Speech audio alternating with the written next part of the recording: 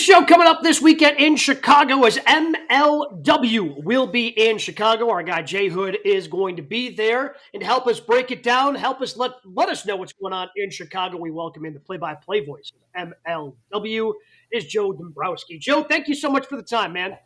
Thank you so much for having me. I'm excited to share my love of pro wrestling and Lucha Libre with you guys. And Chicago is one of my favorite cities to go to, so it's a pleasure to be here. Well, if you're not in Chicago, of course, you can get it on Triller TV, so make sure you're checking out, download that app. I know Brian Rowitz has plenty of that because, again, a lot of really good pro wrestling stuff lives over there. So MLW, Azteca Lucha, happening on Saturday. Where did the idea of Azteca Lucha for this pay-per-view come from?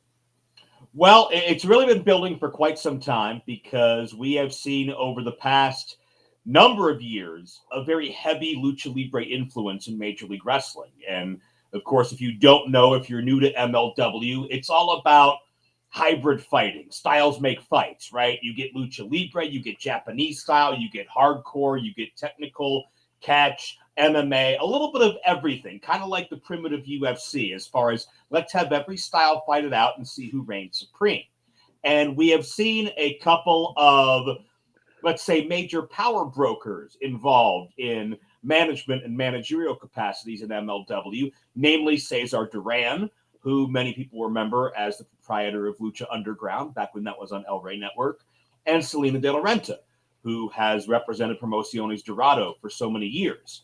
And now we're at a point where both are in the same company at the same time, and there can only be one alpha, right? And they all want power, and they all want money, and they all want to be controlling that lucha pipeline from Mexico to the United States. So Cesar has his representatives, Selena has her representatives, and they're going to battle it out in Chicago in front of a sold-out crowd, and we're going to find out who truly is the best talent manager, the best talent agent, and who wields the true power of Lucha Libre and Major League Wrestling. And there's honestly not a better city to do it in the U.S. than Chicago. Joe, as an MLW viewer, I will have to ask you, I know that it's going to be a stacked card, but I understand that Contra is going to be there. For those that don't know Contra, it's the longest story in wrestling, going back to 2019. I want to ask, what is Court Bauer, the CEO of MLW, is going to do about this? They run roughshod all over the company. They attack Court Bauer. They attack wrestlers. They're coming after you next, probably. So what are you going to do? You heard something? Wait a minute. I know people.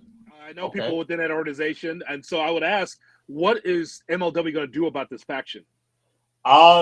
It's a great question. I mean, what can you do about it? When you have an insurgency that strong and when you have a militarized army that has been trained and focused on destruction and on takeover. I mean, Contra, to those that don't know, most dominant faction that we've ever had in MLW. And they controlled the MLW world title for 820 days at one point. And now this monstrosity, this 6'10" 300 some odd pound Mads Cruel Kruger is running the roost. We have Akira Kwan, the pit fighter back in the fold, and apparently more to come. And we've seen Court Bauer be a victim physically. We saw them involve themselves at War Chamber. And when you think of this event, and when you think of our event coming in June, the 40 Wrestler Battle Riot, this is a pivotal time for MLW. Everybody wants to step up. Everybody wants to be noticed. Everybody wants to take part. And if there was an answer of how to stop Contra easily, I think someone would have done it 5 years ago. I think all we can do is hope the damage can be minimized and hope that there is some kind of united front if they try to intervene and disturb things. We talk a lot on this show about how the more options there are for wrestling fans, the better it is. So when it comes to MLW, who are some of the wrestlers that people don't know about yet that they need to be tuning into on a weekly basis? And again, there's something for everybody on shows like this. And a lot of people know some of the more famous luchadors like Mystico and Atlantis, right? But maybe they don't know Virus and Star Jr. and Barbero Cavernario and these other luchadors that have kind of come up through the ranks of CMLL, which is the oldest and longest running wrestling promotion in the world today. I think 90 some years they've been in business. They run Arena Mexico every single Friday night and sell it out a lot. You know, it's the cathedral of Lucha Libre. You look at talent here in the United States. You've got Bad Dude Tito, who's been making waves in New Japan Pro Wrestling. You've got Josh Bishop, who he gives me vibes that remind me of a cross between Sid Vicious and Mike Awesome. Okay.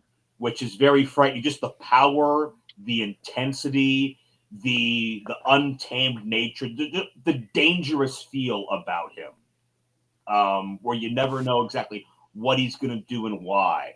On the completely other side of that spectrum, you've got someone like Brett Ryan Goslin, who is almost best described as a walking, living, breathing Ken doll. He's got the perfect blonde hair and the smile on his face. You just want to punch off of it, and the clothing. And this guy's got such a chip on his shoulder and such an ego about him, but he does because he is that good. And he's got such a natural star presence and timing. And he's got, he's got a deceptively big brain for this. A lot of pretty boys you see are a little bit vapid and a little bit maybe, too in their own head. But Brett is a calculated guy. And I'd be remiss if I didn't mention the featherweight division too, because one of my favorites to watch right now is the featherweight champion, Janai Kai.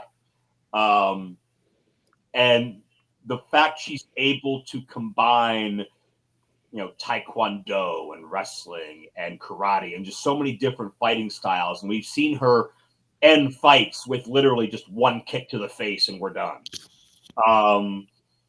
Delmi Exo has come up and Zeta has come up and there's a pool growing of challengers that want to dethrone her. But to me, it's one of those things, sometimes you just look at somebody's eyes and you tell that you shouldn't be messing with them. That's Janai Kai. And that's why every time she's out there, I am alert and I am focused, because this could be a hell of a long competitive match. It could be over in 6 seconds. You never know.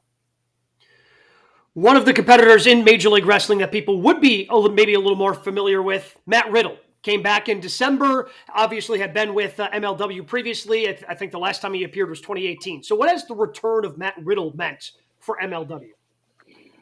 It's a reshuffling of the cards. It's the roster keeps turning over. More and more names keep coming in, wanting to be a part of it. You could look at somebody like Satoshi Kojima, the legend, coming back and reclaiming his prize. Matt Riddle didn't have a chance to be MLW World Champion in his original run. I believe he made it to the tournament finals that was won by Swerve Strickland back in 2018.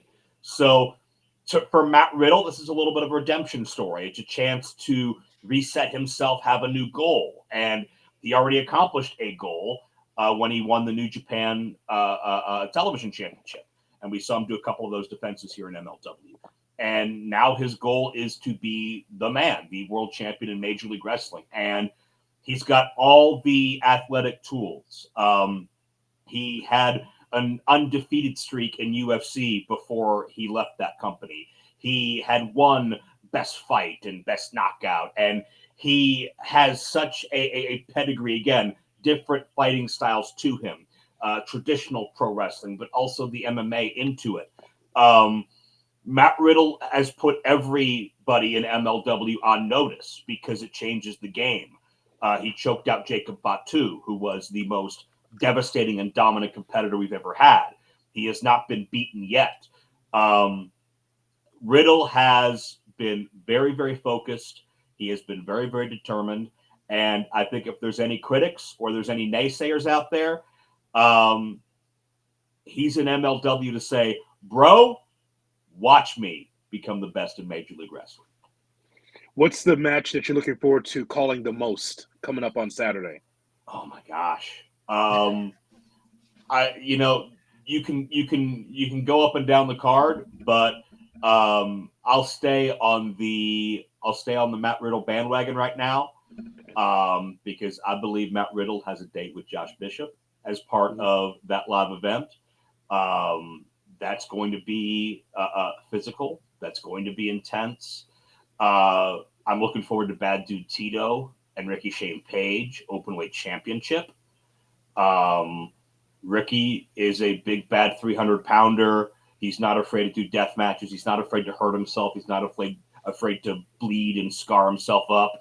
And Tito, man, I don't even know how to describe Tito if you haven't seen him, but he's got the strong style Japanese elements. He's got, but I mean, he can move incredibly well. He's got that almost kind of a prime Scott Steiner jacked presence about him as well. That's going to be exciting. The women's championship matchup as well. But overall, I'm excited to immerse myself in Lucha Libre. And, I can't pick one match in these Lucha matches because they're all important and it all goes into the series between Selena and Cesar. But if there's a fan out there that isn't familiar with Lucha and thinks it's something that you could put in a box and is something that's kind of one-dimensional, it's not, because you've got high flying, you've got violence, you've got a ground game from the Yabe style, you have the emotion. And what I enjoy so much about Lucha Libre it's two things. Number one, it's literally woven into the fabric of the culture of the Latino people. And it's like people treat baseball here. It just is. We got baseball and apple pie. They have Lucha Libre, and it's so generational too. You can look in the crowds of Lucha Libre events and see grandfathers with their grandkids. You can see old and young. You can see, hey son, I used to see him when I was a kid, and now I get to take you. And it's such a bonding experience that goes beyond maybe what some American fans would think of just, well, wrestling's in town, might as well go. Lucha Libre is an experience, and I'm looking forward to experiencing that along with a sold-out Chicago crowd. They don't have apple empanadas in Mexico? That's odd. I'm sure there's some somewhere. There's something for everybody. Okay. Joe, you mentioned Jacob Fatu. We'll probably be seeing him in our TVs again coming up. You saw him make a name for himself in MLW. What is your favorite part about watching Jacob Fatu in the ring? Big Oos. My favorite part about Jacob Fatu is that no one ever taught him what gravity is, so he doesn't subscribe to it. Seeing a guy 300 plus pounds do the best moonsault ever and fly from the top rope through a table on the floor. He reminds me so much of his late uncle Eki Umaga, with the way he can move and the way, like, okay, maybe he's 350 pounds, but man, he's floating like water out there. His promos, his interviews, they're so believable, and there's a reason for that because that's authentically him. He does not have a PG mouth. He does not have a calm, serene, gentle side. He is in your face. He is turned up to 11 the whole time. But he also respects this business so much and appreciates the opportunities afforded him so much. And he appreciates what the relationship is between this sport and his family. And it's in his blood. He was meant to do this. So if Jacob Fatu does next what we're all thinking he does next, there's an entire new section of the wrestling world that's about to have their minds blown, because Jacob Fatu rose to prominence. Again, I said 820 days. Contra controlling that title, that was because of Jacob Fatu. And he was on top for so long, and his matches with Hammerstone and so much he was able to do. If that was Jacob Fatu's ascension, the next chapter is going to be absolutely insane. And no matter where Fatu goes, as far as I'm concerned, he's an MLW original. He's an MLW guy through and through. So his success means our success because, there's so many great talents that have come through MLW, whether before, during, after major global international runs. And it just speaks to the fact this is a destination where people want to be, and the best will come test themselves in MLW. Joe, we certainly appreciate the time. We're looking forward to the show, MLW Azteca Lucha 2024, Saturday down in Chicago. Also, if you're not in Chicago, check it out on Triller TV. You'll be on the call. Looking forward to it, and thanks again. Thank you guys so much. Hope to see many of you guys in Chicago this weekend.